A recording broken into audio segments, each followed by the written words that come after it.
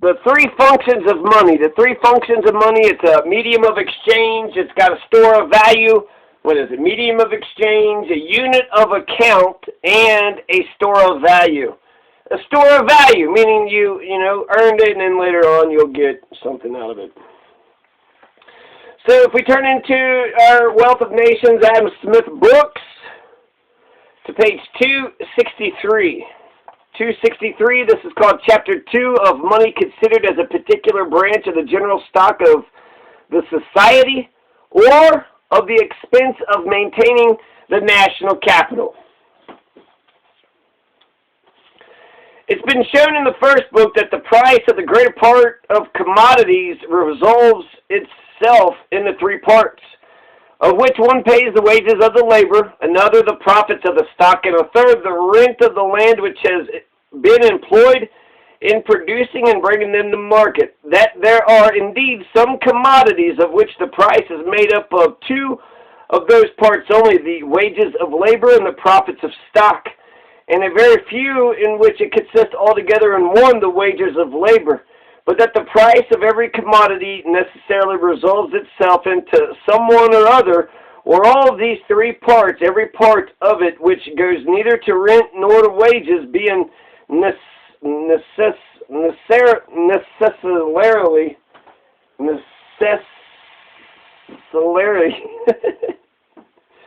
being necessarily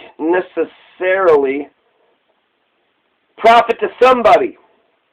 but that the price of every commodity necessarily resolves itself into someone or other, or all these three parts, every part of it which goes neither to rent nor to wages, being necessarily profit to somebody. Since this is the case, it's been observed with regard to every particular commodity taken separately, it must be so with regard to all the commodities which compose the whole annual produce of the land and labor of every country, taken complexly. The whole price or exchangeable value of that annual produce must resolve itself into the same three parts and be parceled out among the different inhabitants of the country, either as the wages of their labor, the profits of their stock, or the rent of their land. But though the whole value of the annual produce of the land and labor of every country is thus divided among and constitutes a revenue to its different inhabitants, yet as in the rent of a private estate we distinguish between the gross rent and the neat rent, so may we likewise in the revenue of all the inhabitants of a great country. The gross rent of a private estate comprehends whatever is paid by the farmer. The neat rent, what remains free to the landlord after deducting the expense of management, of repairs, and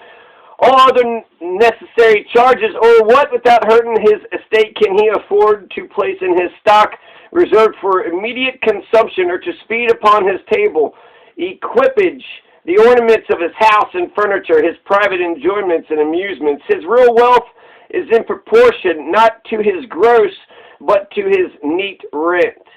The gross revenue of all the inhabitants of a great country comprehends the whole annual produce of their land and labor. The neat revenue, what remains free to them after deducting the expense of maintaining first their fixed and secondly their circulating capital, or what without encroaching upon their capital they could place in their stock reserved for immediate consumption or spend upon their subsistence, conveniences, and amusements. Their real wealth, too, is in proportion, not to their gross, but to their neat revenue. The whole expense of maintaining the fixed capital must evidently be excluded from the neat revenue of the society. Neither the materials necessary for supporting their useful machines and instruments of trade, their profitable buildings,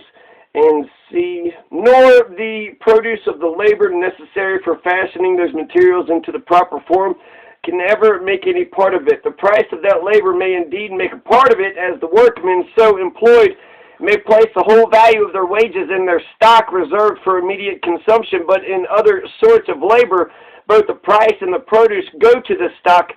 the price to that of the workmen, the produce to that of other people whose subsistence, conveniences, and amusements are augmented by the labor of those workmen. The intention of the fixed capital is to increase the productive powers of labor, or to enable the same number of laborers to perform a much greater quantity of work,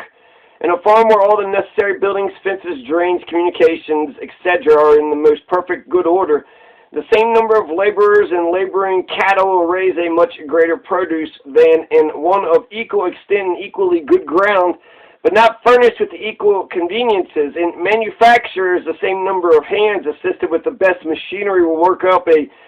much greater quantity of goods, and with more imperfect instruments of trade, the expense which is properly laid out upon a fixed capital of any kind is always repaid with great profit and increases the annual produce by a much greater value than that of the support which such improvements require. This support, however, still requires a certain portion of that produce, a certain quantity of materials, and the labor of a certain number of workmen, both of which might have been immediately employed to augment the food, clothing, and lodging, the subsistence and conveniences of the society, are thus diverted into another employment, highly advantageous indeed, but still different from this one. It is upon this account that all such improvements in mechanics has enabled the same number of workmen to perform an equal quantity of work with cheaper and simpler machinery than had been usual before, as always regarded as advantageous to every society. A certain quantity of materials and the labor of a certain number of workmen which have been employed in supporting a more complex and expensive machinery can afterwards be applied to augment the quantity of work which that or any other machinery is useful only for performing. The undertaker of some great manufactory who employs 1,000 a year in the maintenance of his machinery, if he can reduce this expense to 500, will naturally employ the other 500 in purchasing another quantity of materials to be wrought up by an additional number of workmen. The quantity of that work, therefore, with his machinery was useful only for performing, will naturally be augmented, and with all the advantage and conveniency which the society can derive from that work. 366. Good deal. The wealth of nations.